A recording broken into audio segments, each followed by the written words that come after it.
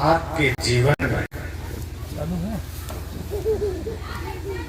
चालू करना देखो, इसलिए मैं बोला कनेक्ट लगा के रखो। धन्यता नहीं ला सकता।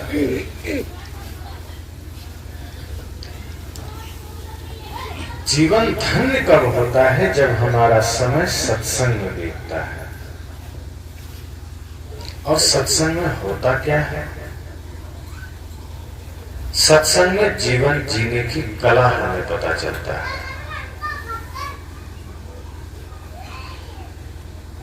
सत्संग से हमें यह पता चलता है कि मैं कौन हूं। सत्संग से हमें यह पता चलता है कि शरीर क्या है।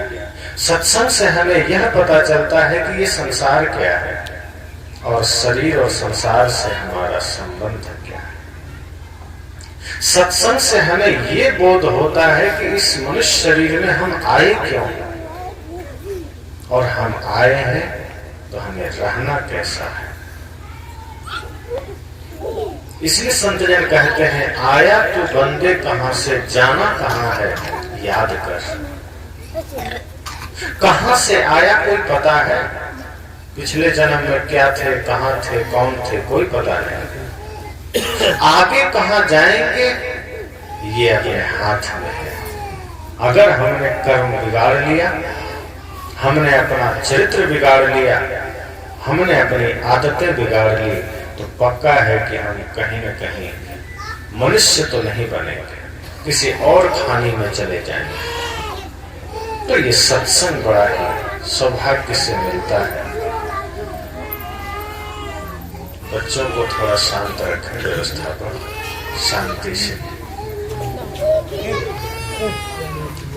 जिनके साथ भी बच्चे आए हैं या तो वो संभालें।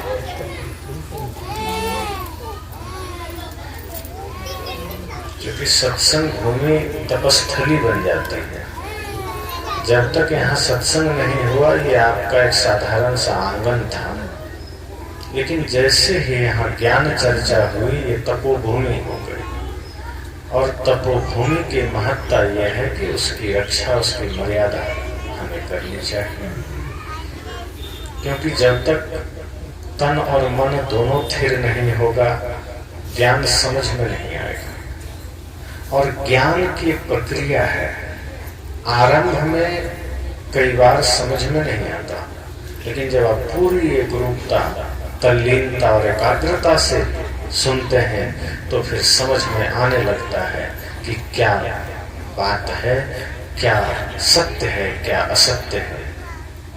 सत्य असत्य को समझने के लिए स्थिरता जरूरी है।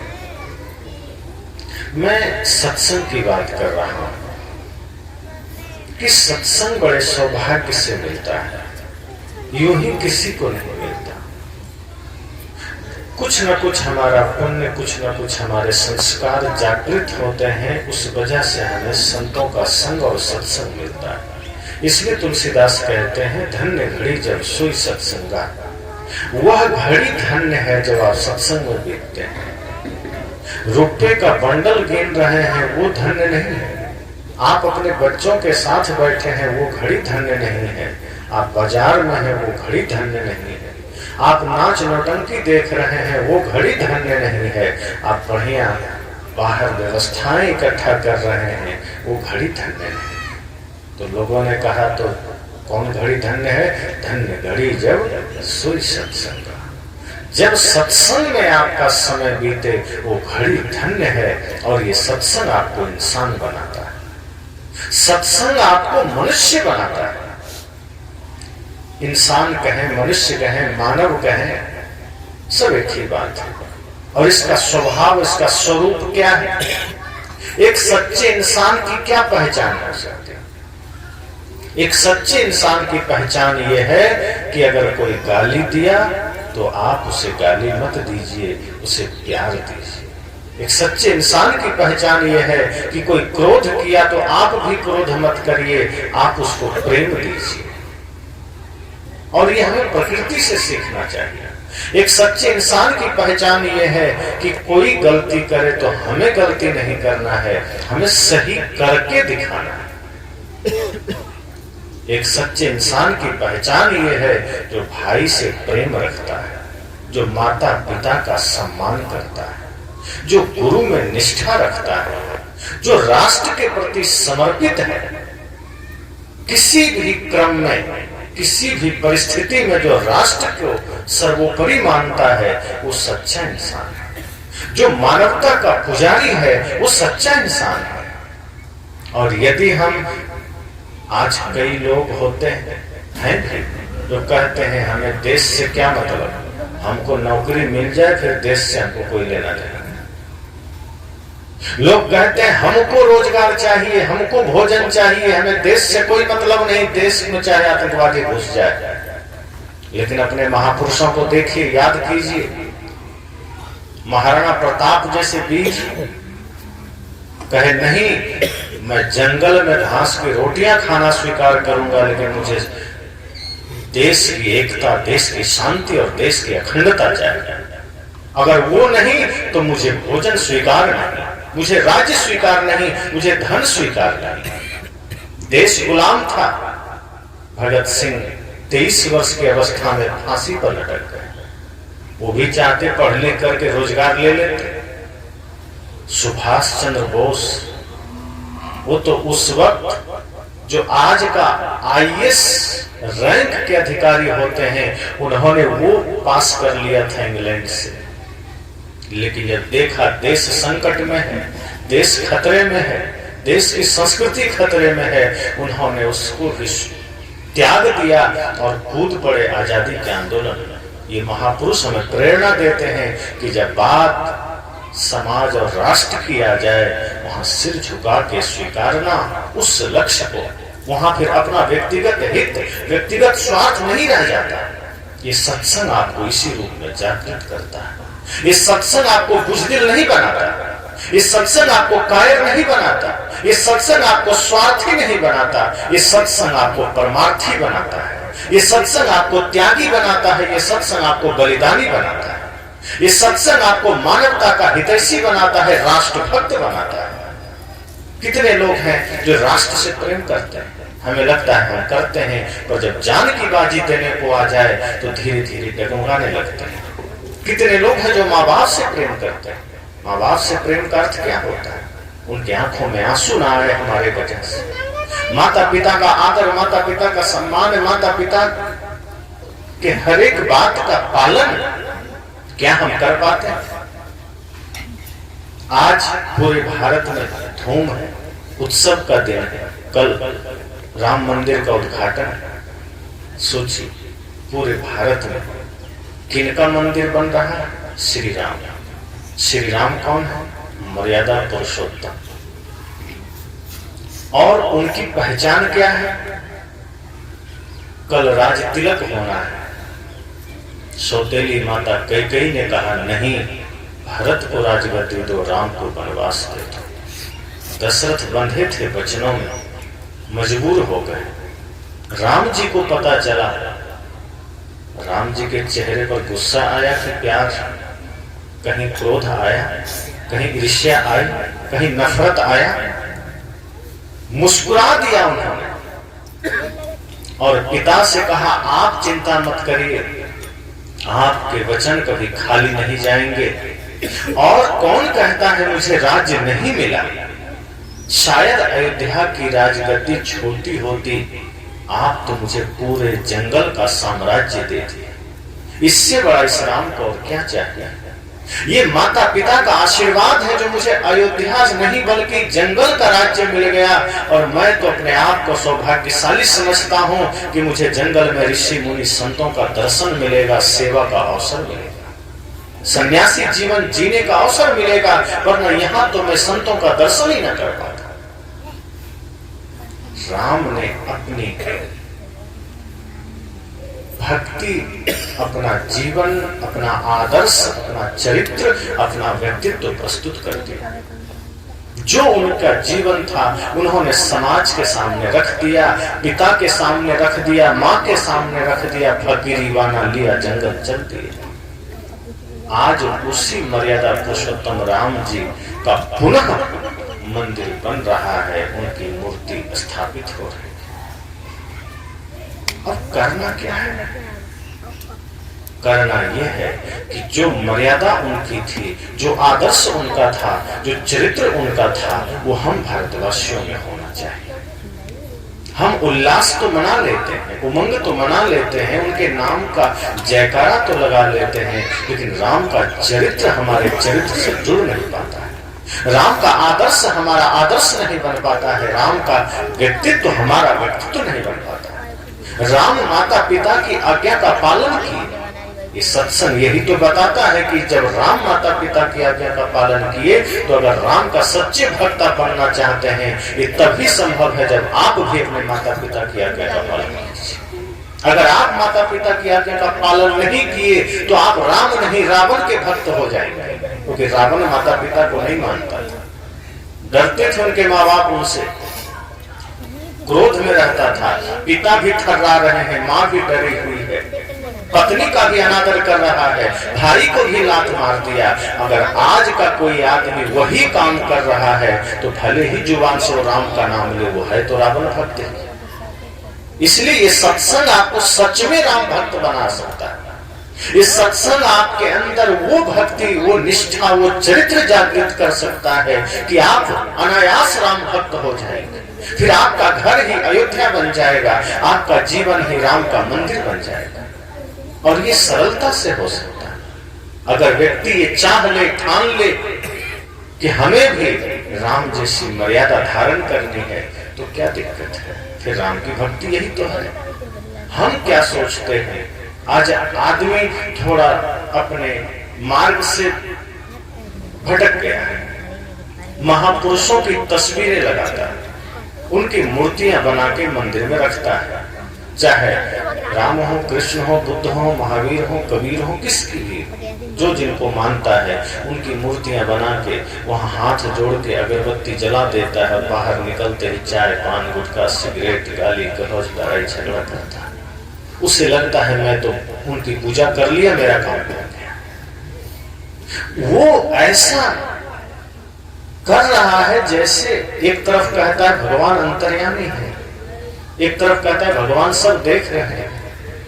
और जब आदमी पाप करता है तब शायद ही दिमाग कहीं और रख देता हो, तब उसको पता नहीं चलता कि भगवान देख रहे हैं। जब किसी का हक मार रहे हैं तो क्या भगवान नहीं देख रहे हैं? जब आप किसी से छल कर रहे हैं तो क्या भगवान नहीं देख रहे हैं? जब आप माता पिता का अनादर कर रहे हैं तो क्या भगवान नहीं देख रहे हैं? जब आप मांसाहार कर रहे हैं तो क्या भगवान नहीं देख रहे हैं? नशा कर रहे हैं, भगवान नहीं देख रहे हैं? तब भी देख रहे हैं। आपके हृदय में बैठा हुआ भगवान देख रहा है, जिसको गोस्वामी जी ने कहा भी है, प्रकृति पार पर वो सब उर्वासी। प्रकृति से परे वो प्रभु, वो ईश्वर सबके हृदय में बैठा है और वो सदैव आपका साक्षी है, आपके कर्मों का गवाह है, आपके करतूतों का निगरानी कर रहा है। ये अलग बात है कि हम माया के प्रभाव में सबको नजरअंदाज कर देते हैं। भीतर से आवाज तो आती है कि ये गलत है, मत करो, लेकिन मन और माया इतना प्रबल हो जाता है कि हम वहां भीतर की आवाज दबा देते हैं और गलत करते चले जाते हैं। गलत करने के लिए ट्रेनिंग भी नहीं लेना पड़ता। सबसे अच्छी बात तो ये कि गलत करने के लिए किसी को कुछ करना ही नहीं पड़ता, सीखना नहीं पड़ता है, कहीं से प्रैक्टिकल भी नहीं करना पड़ता, कोई विद्यालय नहीं जाना पड़ता। कहीं भी पूरे भारत, पूरी दुनिया में किसी को क्रोध करना सिखाया जाता है, किसी को गाली देना सिखाया जाता है, किसी को चोरी करना सिखाया जाता है। ये खुद आदमी सीख लेता है और बड़ी जल्दी सीख लेता है। जो गलत मार्ग है, जो बुराई का रास्ता है, वो इतना चिकना होता है, इतना ढलान उस पर है कि आदमी सिर्फ खड़ा हो जाए तो अपने एक दिन महाचोर बन जाता है। लेकिन धर्मात्मा बनने के लिए बड़ी साधना की जरूरत है, पुण्यात्मा बनने के लिए तपस्या की जरूरत है। संत मीराबाई को अपना आदर्श बनाने के लिए, लक्ष्मीबाई जैसा जीवन बनाने के लिए, माता सीता जैसा जीवन बनाने के लिए बड़ी तपस्या चाहिए। लेकिन मंथरा जैसा होने के लिए कुछ नहीं करना है, बस थोड़ा बेहोश हो जाइए, मंथरा हो जाएंगे, 24 घंटा नहीं लगेगा। इसलिए सत्संग आपको जागृत करता है। जैसे सूरज जब निकलता है तो फिर आपको कुछ नहीं करना पड़ता, अंधेरा खुद कहाँ भाग गया पता है। और सूर्योदय नहीं होता और आप लाठी लेके खड़े हो जाते, अंधेरे को हटाना है, हटता कोई उपाय था? अंधेरे को हटाने का एक ही उपाय है, या तो सूरज उदय हो जाए या फिर आप बल्ब जला दें, तो जितना दूर तक बल्ब का प्रभाव होगा अंधेरा दूर हो जाएगा। ऐसे ही ये जो हम सबके मन में जो विकार भरा है, जिन विकारों के वजह से, जिन कुत्सित भावनाओं के वजह से आदमी आज स्वयं निशाचर बन बैठा है, उसके लिए एक ही उपाय है सत्संग, जहां से हमारे जीवन में परिवर्तन आता है, जहां से हम तुरंत सुविचार में परिवर्तित हो जाते हैं, हम मानव बन जाते हैं। आज मानव के खोल में तो है, बन गया है दानव, और दानव से मानव पुनः बनने के लिए सत्संग जरूरी है। इस सत्संग हमको सिर्फ जगा देता है, ऐसा नहीं है कि इंसान के भीतर कुछ है नहीं, सारे सद्गुण समाहित हैं। जैसे मेहंदी के पत्ते में लालिमा है, पर आप उसको टुकड़ा टुकड़ा कर दीजिए, कहीं लाल रक्त तक नहीं दिखेगा उसमें, कहीं रेखा तक नहीं दिखेगी। डायरेक्ट पत्ते को तोड़ करके आप उसकी लालिमा को नहीं निकाल सकते, है उसमें दूध में घी समाया हुआ है, लेकिन आप डायरेक्ट दूध में पूरी नहीं छान सकते, उसको पहले जमाना पड़ेगा, दही बनाना पड़ेगा, फिर मलाई निकाल के फिर प्रक्रिया से घी बनेगा।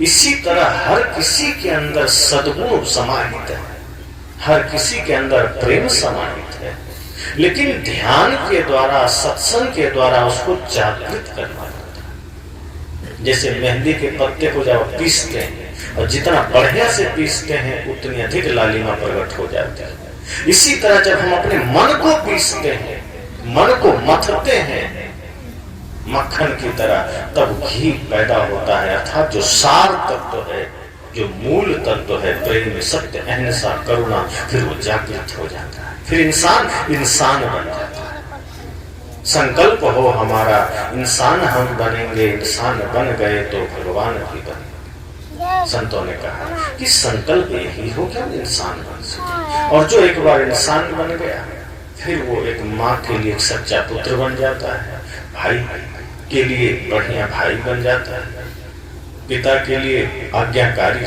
संतान बन जाता है, पत्नी के लिए एक अच्छा पति बन जाता है। और अगर हम इंसान ही नहीं बन पाए, तो वो भाई के रिश्ते को सही से निभा पाया, न पुत्र के रिश्ते को निभा पाया, न पिता होने का फर्ज निभा पाया, न मित्र होने का फर्ज निभा पाया। फिर मित्र तो बनता है, फिर दुर्योधन की तरह मित्र बन जाता है, जरासंध की तरह मित्र बन जाता है। संतों ने कहा मित्र एक ही हो, कृष्ण की तरह, जो आपको सदैव सही मार्ग की ओर ले जाए, जो आपको सदैव सन्मार्ग की ओर ले जाए, ज्ञान के मार्ग की ओर ले जाए। हजारों मित्र की क्या जरूरत है, एक ही काफी है। अगर मित्र ज्ञानी हो, समझदार हो, जो आपको डूबने न दे। और मित्रों की बड़ी समस्या है कि आदमी उसकी बात ठुकरा नहीं पाता। अगर एक बार भाई और माता पिता की बात ठुकरा देता है, लेकिन मित्र अगर है, कैसे ठुकरा दे, मित्र है मेरा। और जीवन में जो भी बुराई आती है, उसका पहला श्रेय मित्र को ही जाता है।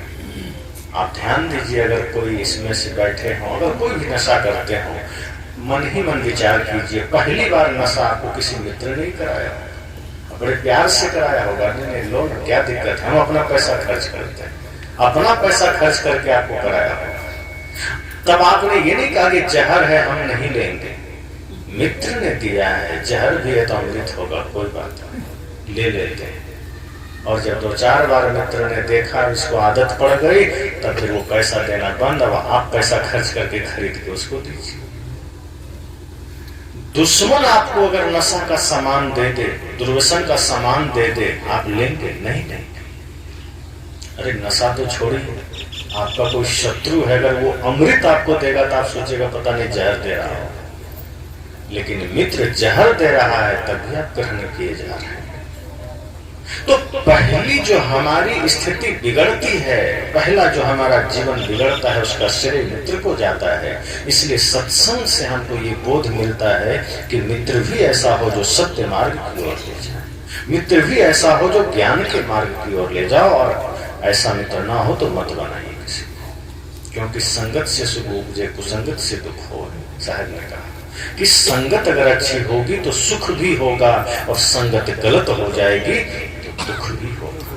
अपन अंदाज करिए, कभी शराब के दुकान पर आप खड़े हो जाइए और गिलास में दूध पीजिए, लोग क्या कहेंगे? शराब पी रहा है। संगत का असर हो गया। आप दूध पी रहे हैं लेकिन दुकान है शराब की, तो लोग क्या कहेंगे कि आप शराब पी रहे हैं। भले ही आप उसमें लिप्त नहीं हुए, लेकिन लोगों की नजर में तो आप शराबी हो गए। इसलिए संगत का प्रभाव पड़ता है, इसलिए संगत बड़े ध्यान से कीजिए। हाँ, या तो आप में इतना सामर्थ्य हो कि आप शराब की दुकान पर खड़े होइए तो शराबी भी बदल जाए, या तो इतना सामर्थ्य लेके खड़े होइए, या तो इतना पावर बना के वहां बैठिए कि आपके बैठने से 5 आदमी शराब पीना छोड़ दे, वरना बैठिए मत। और ये पावर होना चाहिए। इंसान ठान ले तो कुछ भी कर सकता है। कई बार लोग कहते हैं क्या करें, पड़ोसी है, मित्र है, रिश्तेदार है, सबके वजह से कभी कभी खैनी खा लेते हैं, तंबाकू खा लेते हैं, बीड़ी पी लेते हैं। संत कहते हैं नहीं, इतनी कायरता ठीक है। अपने को इतना स्ट्रॉन्ग कर लीजिए, इतना मजबूत कर लीजिए कि आपके प्रभाव में आके 10 आदमी वैष्णव बन जाए, 10 आदमी बीड़ी तंबाकू छोड़ सके। खुद को ऐसा तो बनाइए। जब आप बढ़िया बनाएंगे, आप चेष्टा करिए कि आप लोगों के लिए प्रेरणा बन सके, आप लोगों के लिए आदर्श बन सके। जीवन और किसी को मिला है। मैंने कहा ये सत्संग आपको जगाता है, ये सत्संग आपको सच में राम की भक्ति सिखाता है। राम की भक्ति वो नहीं है जो आज बहुत से लोग करते हैं। राम का नाम लेते हैं और पीछे से प्लान चलता है कि किसकी जेब काटना है। मुख में राम का नाम है, बगल में छुरी है। कहावत इसीलिए बनी होगी, जरूर लोग ऐसा करते होंगे, राज करते हैं कि मुख में राम बगल में छुरी। अब मुख में राम राम चल रहा है तो विश्वास भी आदमी कर लेता है, धोखा भी नहीं हो जाता है। लोग सोचते हैं भाई राम बोल रहा है, कोई गलत आदमी थोड़ा है, राम का नाम ले रहा है। अब राम का नाम लेके कोई गलत कर रहा है तो भरोसा भी नहीं होता कि ये गलत कर सकता है, या कर देता है। और फिर ऐसे लोग भी राम के भक्त हो जाते हैं। कृष्ण प्रेम की शिक्षा दे रहे हैं और उनके भक्त नफरत फैला रहे हैं। बुद्ध करुणा की शिक्षा दे रहे हैं और उनके शिष्य जानवरों को मार के खा रहे हैं। ये कहाँ गई करुणा? तो चाहे सदगुरु कबीर हो, चाहे कोई महापुरुष हो, वो जो रास्ता बताते हैं अगर हम उस पर नहीं चलेंगे तो हम कबीर को क्या माने? कुछ नहीं माने। महापुरुषों का मानना क्या है? उनको मानना, जैसे आप हमको माने, कब माने? जब जाने। आपने हमको जाना, सुना, जो भी 2-4 लोग सुने, मन में जागृति हुई, इच्छा हुई कि चलो यहाँ प्रत्यक्ष में हम सत्संग सुने। अब मैं कहता हमारे आने की जरूरत नहीं है, मेरा फोटो लगा के वहीं माइक रख दीजिए, सत्संग सुन लीजिए, होगा? फोटो बोल पाएगा, पीछे लगा है, वहां माइक लगा दें, आप सुन पाएंगे? फोटो प्रतीक है, मात्र प्रतीक, वो कुछ नहीं कर सकता। फोटो इशारा है, संकेत है कि हाँ ये भी कोई है, इसको प्रत्यक्ष में अगर बुला ले तो आपको मिल सकता है। महापुरुषों के चित्र जो होते हैं वो संकेत के लिए है कि ये ऐसे थे, इनसे हमको कुछ सीखना चाहिए, ऐसा बनना चाहिए। हम क्या करते हैं? फोटो पकड़ के बैठ गए, अगरबत्ती घुमाए, नियम बना लिया कि शायद हम पूजा करेंगे तो भगवान प्रभावित होकर आशीर्वाद दे देंगे, तो दे देंगे। तो ऐसा काम तो चोर भी करता है। वो भी चोरी करने से पहले 2 किलो लड्डू शिव जी को चढ़ा देता है कि प्रभु कृपा करना, चोरी कर लें। तो क्या भगवान शिव उसको भी आशीर्वाद दे देंगे, जाओ तुम चोरी कर लो? एक जुआरी भी जुआ खेलने से पहले शिव जी पर लड्डू चढ़ाता है, गांजा चढ़ाता है कि प्रभु कृपा करना, जुए में हमको लंबा हाथ मार लिया। तो क्या शिव जी उसको भी आशीर्वाद दे देंगे कि जाओ तुम भी जुआ में जीते जाओ? गलत चीजों में भी आदमी भगवान का नाम लेके गलत कर रहा है। सबसे बड़ी समस्या ये भगवान को न समझना हुआ। फिर ऐसे लोग भगवान का अपमान करते हैं। कितने ऐसे जगह हैं जो शराब की दुकान भगवान के नाम पर रखा गया है, जो भगवान शराब को जानते तक नहीं, उनके नाम पर शराब की दुकानें हैं, उनके नाम पर पान की दुकानें हैं, उनके नाम पर बीड़ी सिगरेट की दुकान। एक जगह मैं देखा गणेश बीड़ी लिखा था, और गणेश जी कभी बीड़ी जानते तक नहीं होंगे, उनके नाम पर लोग बीड़ी बेच रहे हैं। ऐसे नासमझों की कमी नहीं धरती पर जो भगवान को बदनाम कर रहे हैं।